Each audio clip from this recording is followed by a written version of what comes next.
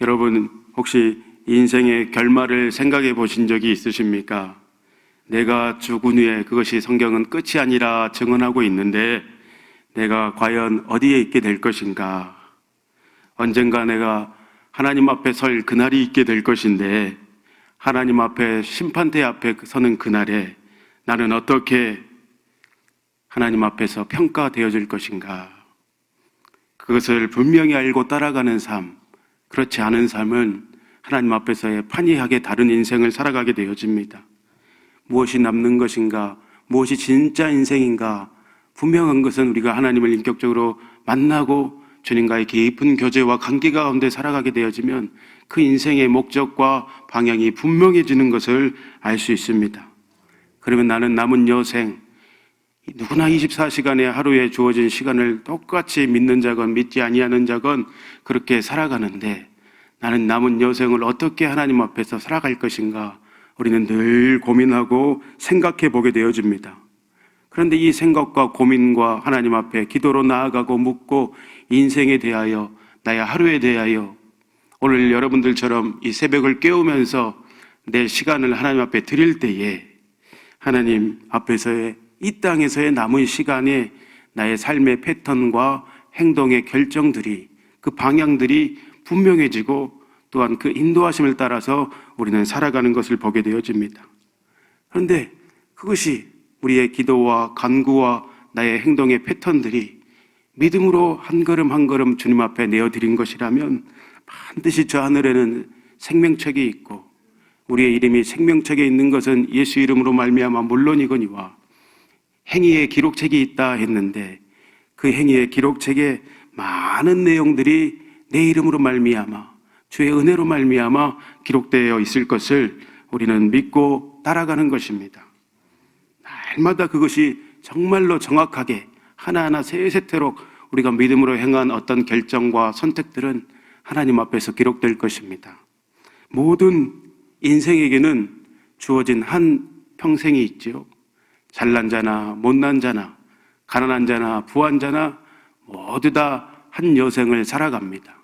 하나님께서 공평하게 주신 한 여생 가운데 똑같이 한 번뿐인 인생 가운데 우리는 엄청난 축복을 받았습니다.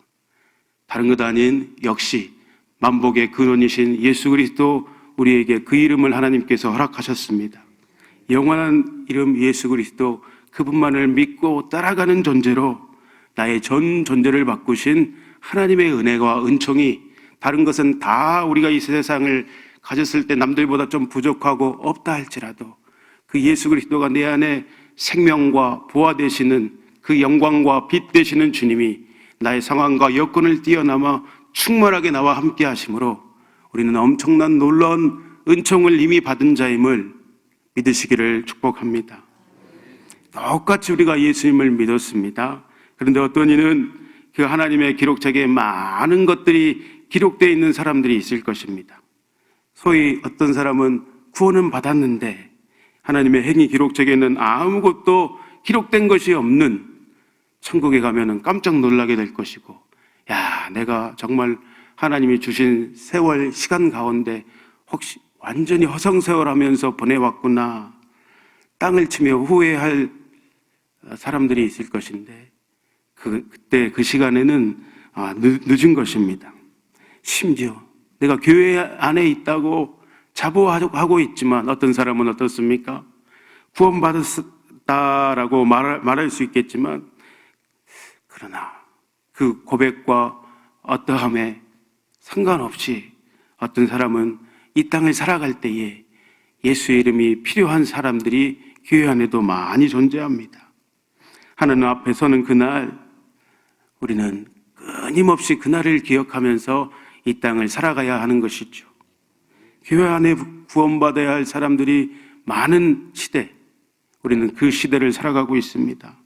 진리 전쟁 가운데 하나님의 말씀이 어떤 것이 참으로 진리인가 상고하며 깊이 물어보며 그 좁은 길, 생명의 길을 걸어가야 하는 시대에 우리는 살아가고 있습니다. 그러므로 날마다 내 자신을 하나님 앞에서 세우는 날마다 말씀으로 나를 경책하고 주님 앞에 나아감으로 코람데오의 삶을 견지하시기를 주의 이름으로 축복합니다. 이 땅에서 우리는 어떻습니까? 바울의 고백처럼 우리는 이 땅에서 거류민과 나그네인 것입니다. 바울처럼 내 시민권은 여기에 있지 않고 저 하늘에 있습니다. 고백하시기를 축복합니다. 그 부활을 주시는, 상급을 주시는, 상 주시는 이를 바라볼 때 하나님 오늘도 여러분을 기뻐 받으실 것입니다. 그래야 내 인생이 남음이 있는 인생, 하나님 앞에서 참으로 속이 꽉 찬, 매실찬 인생을 살아가는 것이죠. 하나님의 심판대 앞에 서는 그날 정말이지 잘했다, 아들아, 딸아, 수고했다, 칭찬받는 하루하루의 삶 되시기를 주의 이름으로 간절히 축복합니다. 하나님의 중심의 이 삶을 또 신앙을 사수하며 이스라엘 백성들을 이끌며 하나님의 주권을 나타내야 했던 사울왕이었습니다. 그러나 그는 어느 순간 그 마음을 잃어버리고 그 본심을 완전히 어디엔가 빼앗겨버리고 이스라엘 백성들뿐만 아니라 철저하게 그는 자기 중심적인 신앙, 인본주의적인 신앙으로 자기뿐만 아니라 이스라엘도 패망에 이르는 비극을 맞이하게 되었습니다. 그러면서 그는 사무엘상을 뒤로 역사의 이제 후편으로 사라지게 되었습니다. 사울이 인생 가운데 놓친 것이 무엇이 있을까 생각해 보니까 우리가 금방 이야기했던 이 땅에서 저 본향이 있음을, 이 땅의 삶이 숨이 멎이는 그 순간이 전부가 아니고 저 본향이 있음을 놓친 것이 아닐까, 이렇게 묵상해 보게 되었습니다. 어떤 것에 하나님 외에, 주님 외에 어떤 것에 눈이 가려져 가지고 완전히 그 저 본향을 잃어버린 것입니다. 우리는 이 본향, 날마다 천국을 사모할 때 어떻게 되어집니까? 시선과 눈이, 마음이 주님은 우리에게 있지만 우리는 역시 주님을 생각하고 저 본향을 생각할 때 우리의 눈이 열리게 되어집니다. 이 땅에서 천국을 살아가는 것은 정말 하나님의 나라는 무엇인가 말씀을 쫓아 살아가게 하는 놀라운 성령의 인도하심을 받고 우리는 살아가게 되어집니다. 그럴 때에 창세기 1장에 말씀하신 생육하고 번성하여 땅에 충만하라, 이 땅을 다스리고 내 방법대로 다스리라 하는 그 권세와 능력을 가지고 우리가 이 땅 가운데 하나님의 나라, 천국은 저 위에 우리가 죽으면 가는 나라뿐만 아니라 이 땅에서도 우리가 하나님을 나타내고 하나님 나라의 증인으로 살아가게 하실 하나님을 기대하시기를 축복합니다. 그 문화명령을 이 땅에서 오늘도 우리가 이뤄내야 될 사명을 가진 우리는 주님 앞에 바로 서게 되는 그날을 기대하며 오늘도 하루하루를 그렇게 살아가는 것입니다. 원래 이렇게 히브리의 원전은 사무엘 상하가 한 권의 책이었어요. 그런데 사무엘 상하로 나누면서 신본주의의 표본이 되는 다윗을 이제는 역사의 전면으로 완전히 내세우고 있습니다. 이는 다시 사울이 죽음 이후에 인본주의로 꽉 찼던 이스라엘이, 그래서 패망을 맛봤던 이스라엘이 다시금 하나님의 나라, 하나님을 중심으로 하는 신본주의의 그 정체성을 가지고 나라가 분명히 세계될 것을, 그 서막을 알리고 있는 오늘 본문의 내용이 되겠습니다. 그래서 오늘 본문 사무엘하 1장은 이렇게 시작합니다. 사무엘하 1장, 사울이 죽은 후에 다윗이, 이렇게 시작하고 있죠. 1장 1절입니다. 여호수아서 1장에도 보면 여호와의 종 모세가 죽은 후에, 이렇게 시작하거든요. 모세가 죽은 후에 여호수아가 이제 이스라엘 백성들을 광야에서 있기로 이제 가나안 땅으로 인도하는 그 진격의 사명을 완수할 것을 예표하고 있는 모습을 우리는 볼 수 있는데, 이 사사기 1장에도 보면 이렇게 표현합니다. 여호수아가 또 죽은 후에, 이렇게 표현하고 있어요. 가나안 땅에서 여호수아 이후에 하나님의 지도자가 없이 자기 소견에 옳은 대로 행하는, 왕이 없이 행하는, 자기 마음대로 행하는 사사시대가 열렸다는 그 소망을 알리고 있는데, 이런 말씀들을 묵상해 보면서 또 이런 생각을 해봤습니다. 제가 또 여러분들이 죽은 후에 여러분들의 후손들, 그리고 가문들은 어떻게 살아가고 있을지 혹시 여러분 생각해 보게 되신 적이 있습니까? 그래서 요즘에는 다음 세대들, 이렇게 되어서는 안 된다. 자녀 세대들을 믿음으로 키워야 한다. 그래서 교회들마다 전부 자녀 세대들을 위해서 수고하고 헌신하고 피땀 흘리고 그들의 신앙의 교육과 양육을 위해서 매진하고 있는 모습을 우리는 볼 수 있는데, 얼마 전에 지인 장로님 부부를 만났어요. 그런데 이런 이야기를 하셨어요. 집사인 친구분이 계시는데 삶이 나락으로 떨어지고 사업이 망하고 힘들 때에는 그렇게 하나님을 찾고 간구하더니 이제 사업이 서서히 잘 되기 시작하고 이게 막 번창하기 시작하니까 하나님 없이 내가 힘내고 내가 노력해서 그런 것들을 다 이뤘다 그러면서 친구들만 만나면 그렇게 돈 자랑, 재산 자랑 이렇게 자랑하고 괄시하고 또 재산이 없는 친구들, 돈이 좀 없는 친구들을 이렇게 핀잔을 주고 모임에서 그렇게 했다고 합니다.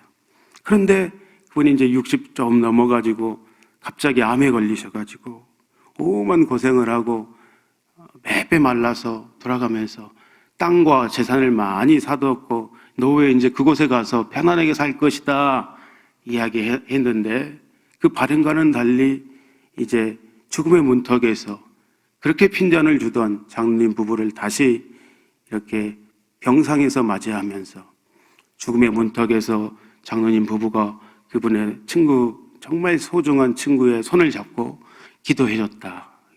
그때서야 이제 눈물을 흘리면서 다시 회심하며 세상을 60이 조금 넘은 나이에 그렇게 고생하더니 그렇게 하나님 부인하고 그렇게 하더니 그렇게 떠나게 되었다. 그런 나눔을 제가 들은 적이 있습니다. 매우 안타까웠습니다. 그러면서 들은 생각이 정말 우리 후손들, 다음 세대들에게 우리가 남겨줄 것은 무엇인가? 돈, 재산이 아니고 어떠한 것이 아니고 정말 믿음의 유산을 남겨줘야 되겠구나. 다시 말씀드리지만 참 우리가 이 땅을 살아가는 이 주어진 시간 가운데 예수님 잘 믿어야겠구나. 이런 생각을 해보게 되었습니다. 오늘 본문은 크게 두 단락으로 나뉘고 있습니다.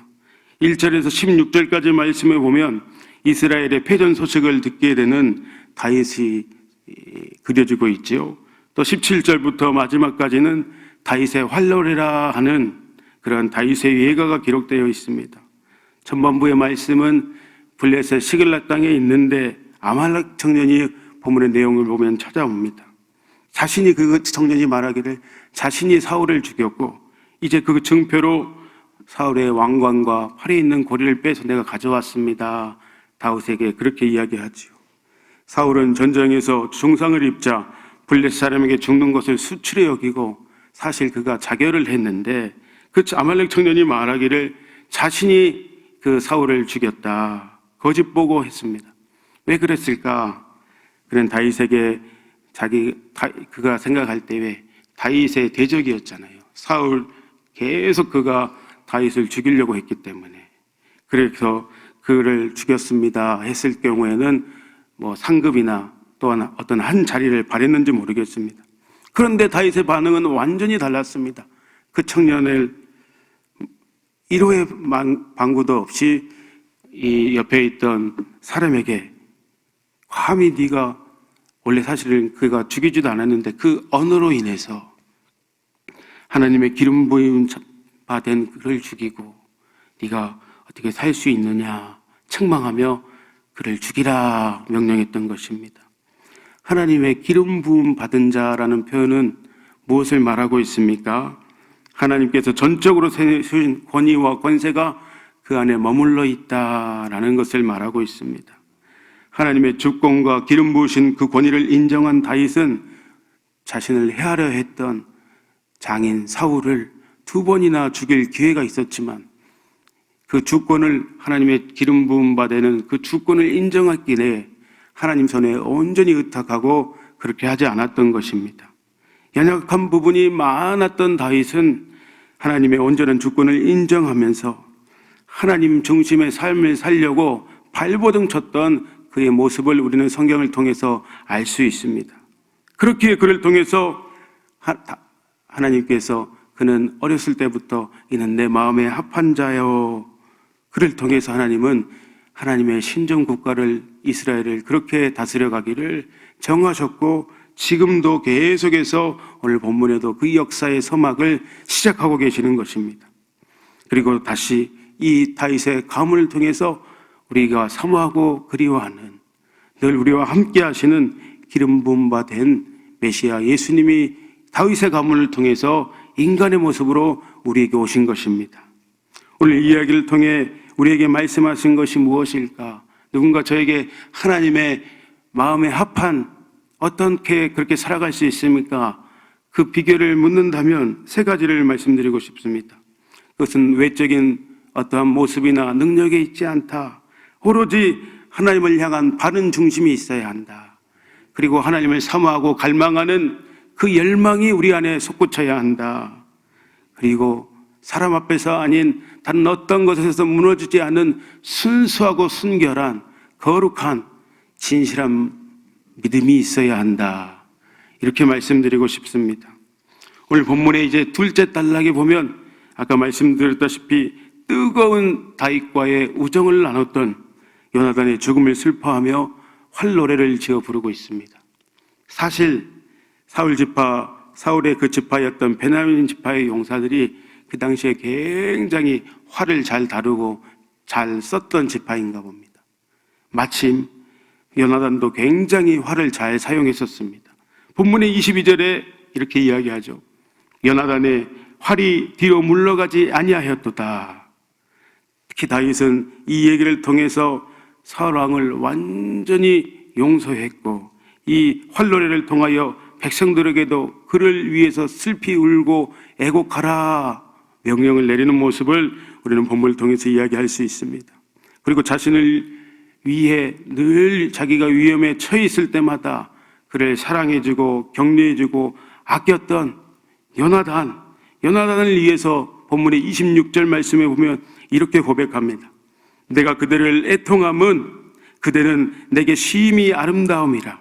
그대가 나를 사랑함이 놀랍고도 놀랍습니다. 영어로 보면 wonderful of wonderful 이렇게 표현하는데 여인의 사랑보다 그것은 더했습니다 라고 다윗이 이 요나단을 회상하면서 그렇게 노래하고 있습니다. 사무엘상 18장 1절에 보니까 요나단이 다윗을 자기 생명같이 사랑했었다. 요나단이 자기의 힘들고 다윗이 어려운 상황에 있을 때에 어떻게 하면 여인의 사랑보다 더 다윗을 사랑했을까? 어떻게 하면 자기의 생명보다 더 그처럼 사랑할 수 있었을까? 하나님의 마음으로 둘은 깊은 진한 우정을 나눴던 것을 우리는 알 수 있습니다. 요나단이 다윗이 어려웠을 때 아무것도 바라지 않고 많은 도움과 격려를 그에게 주며 함께 했던 것입니다. 요나단이 왕으로서 이제 자신이 세워져야 하는데 적자인 자신이 아닌 하나님께서 하나님의 감동으로 말미암아 다윗을 세울 것을 요나단은 알았습니다. 그렇다면 일반 같으면 그를 시기하고 질투하고 아버지 사울처럼 죽이려고 달라들었어야 하는데 요나단은 그렇게 하지 않았습니다. 진심으로 다윗을 축복해 주면서 사무엘상 20장에도 보니까 다윗 내가 나중에 왕위에 오르게 되면 단 하나의 내가 부탁이 있는데 그때 우리 가문을 뒤로 모른 채 하지 말고 우리 가문을 좀 잘 돌봐주라 이렇게 부탁을 합니다. 우리는 역사의 많은 역사를 보면 어떻습니까? 이 형제까지도 부자지간까지도 왕위의 찬탈을 위해서 또 뒤에 어떤 후환이나 보복을 위해서 그것을 막기 위해서 반대파들을 과감하게 숙청하는 모습을 우리는 역사의 드라마를 통해서 많이 보게 되어지는데 그러나 다윗은 자신이 힘들고 어려울 때 도와주고 함께하고 자신을 격려해줬던 요나단과의 그 약속, 그 맹세를 기억하며 그 약속을 지키는 모습을 자기가 정권을 잡았을 때 반드시 그 약속을 지켰던 모습을 볼 수 있습니다. 그래서 사무엘하 9장에도 가보면 요나단의 아들 모비보셋을 이제 다윗이 찾습니다. 왕자의 신분과 모비보셋에게 재산을 회복시켜주고 왕의 식탁에 와서 다윗과 함께 먹게 하는 그 은총을 베풀어 줍니다. 서로 간의 약속을 지키는 다윗과 요나단의 그 우정을 보면서 여러분에게도 힘들고 어려울 때 함께 해줬던 믿음의 가족들 또한 친구들이 있을 것입니다. 그러면서 생각이 드는 것이 지금도 우리 성도들 가운데는 내 주변에는 나보다도 더 힘들고 어려운 사람들, 삶의 고난과 역경 가운데 있는 사람들, 그 힘들어하는 사람들에게 다른 것 아닌 진정 마음이 담기는 따뜻한 말 한마디, 그것이 그들에게는 큰 힘이 될 것이구나, 이렇게 생각해 보게 되어집니다. 어떨 때 깜짝 놀랄 때가 있어요. 그냥 나는 저 사람 너무 힘들 것 같아서 위로해주고 밥 한 번 사주고 이렇게 품어줬을 뿐인데, 그 사람은 그것을 기억하고 있어서 10년, 20년이 지난 후에도 그때 너무 당신이 고마웠다고, 당신의 그 말 한마디, 나를 위로해준 그것 때문에 내가 이렇게 살아있다고, 심지어는 깜짝 놀랍니다. 그것을 기억해서 그때 그렇게 해주면서 당신이 내게 예수님 전함으로 인해서 내가 이렇게 예수님 알게 되고 예수님 믿게 되었다고. 오늘도 여러분의 말 한마디, 사랑의 손길 하나에 하나님의 능력이 있는 줄 믿습니다. 사람을 살리는 도구로서 여러분을 사용하게 하실 것입니다. 주님의 그 사랑 가운데 우리는 오늘도 하루를 승리하며 살았으면 좋겠습니다. 오늘도 하나님께서 우리에게 생각나고 기억나게 하시는 사람이 있을 것입니다. 그분에게 찾아가 주님이 우리에게 늘 속삭이면서 뭐라고 하시죠? 아들아, 딸아, 내가 너를 사랑한다, 너의 사정을 안다, 위로해 주시고 붙잡아 주시고 생명의 충만함으로 함께 해 주듯이 하나님이 주신 그 사랑과 은혜를 다른 사람에게 전달하시는 작은 예수로 살아가시기를 주의 이름으로 축복합니다. 하나님의 생명의 역사가 여러분을 통해서 흘러갈 것입니다. 그러므로 오늘도 오직 우리가 이 땅을 발벗고 살아가지만 하늘을 소망하며 우리에게 주어진 역할들을 해나가며 우리에게 붙여준 사람들을 주님께로 인도하는 생명의 그 전달자 되시기를 주의 이름으로 축복합니다. 우리 말씀을 붙들고 함께 기도하도록 하겠습니다. 하나님, 오늘 내게 주어진 삶 가운데도 아버지 하나님, 온전히 저 천국을 사모함으로 주님의 감정과 마음으로 살아가기를, 내 주위에 붙여진 영혼들에게 주의 위로와 사랑의 작은 예수로 살아가기를 주여 한번 외치고 기도합니다. 주여, 하나님 감사합니다. 오늘도 내게 하루라는 시간을 주셨는데, 오늘도 아버지 하나님 이 땅을 발벗고 살아가지만, 버타여 살아가지만 하나님 천국을 소망하며 하나님과의 깊은 교제 가운데 살아갈 수 있도록 성령이시여 나를 주장하여 주시고 함께하여 주옵소서. 주님의 마음과 그 시선을 쫓아 이 땅을 다스리고 아버지 하나님 나의 심령이 온전히 주님 앞에 드려짐으로, 또 하나님 주의 사랑이 필요한 자들 생각나게 하실 때에 그 영혼들에게 아버지 하나님 위로의 말, 사랑의 말, 아버지 하나님 그러므로 그들이 주님 믿게 하여 주십시오. 주님 알게 하여 주십시오. 주님으로부터 온전한 위로와 아버지 하나님 그 은혜 가운데 살아갈 수 있도록 아버지 우리에게 붙여진 영혼들 가운데 주장하여 주시고 오늘도 구원의 은총을 베풀어 주실 주님을 찬양합니다. 하나님의 열심은 아버지님 어려운 시기 가운데도 여전히 우리를 통하여 계속되는 것을 하나님 나타내기를 원하오니 증거하여 주시고 함께하여 주시고 우리를 통해서 주님 나타나 주시고 또 아버지님 새롭게 하시는 그 생명의 역사가 계속되어 주도록 성령님 오늘도 우리를 주장하여 주옵소서. 오늘도 우리의 삶을 통하여 영광 받으실 주님을 경배하며 감사하며 예수님의 이름으로 기도하였습니다. 주여,